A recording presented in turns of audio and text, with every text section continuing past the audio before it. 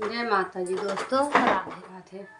सुनाने जा रहे हैं देवी गीत, कैसे लगे कमेंट में ज़रूर बताना। जय माता दी।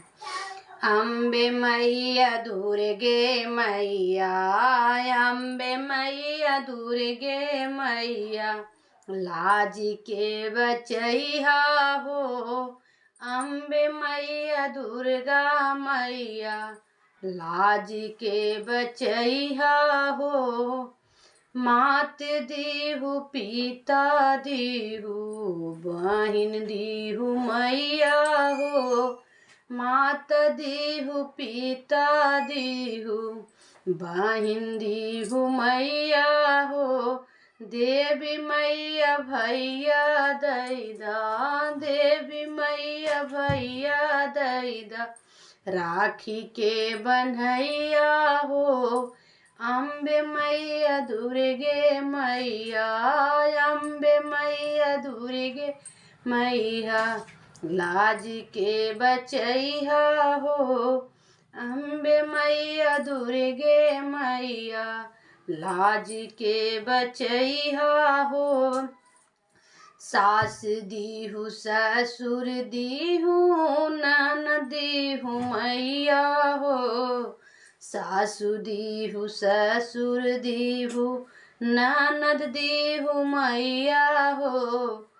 देवी मैया देवर दैदा, देवी मैया देवर दैदा, होली के खेलैया हो।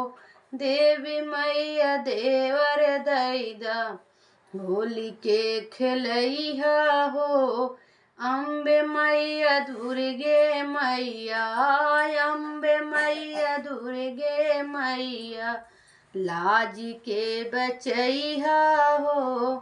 अम्बे मैया दुर्गे मैया, लाज के बचैया हो।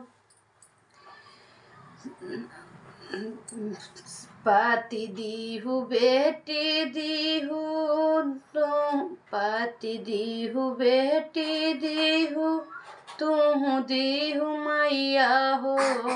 पति दीहु बेटी दीहु, और दीहु मैया हो। देवी मैया बेटा दैदा, देवी मैया बेटा दैदा, आंगन के खेलैया हो। देवी मैया बेटा दैदा, आंगन में खेलैया हो। अम्बे मैया दुर्गे मैया, लाज के बचैया हो। अम्बे मैया दुर्गे मैया, लाज के बचैया हो।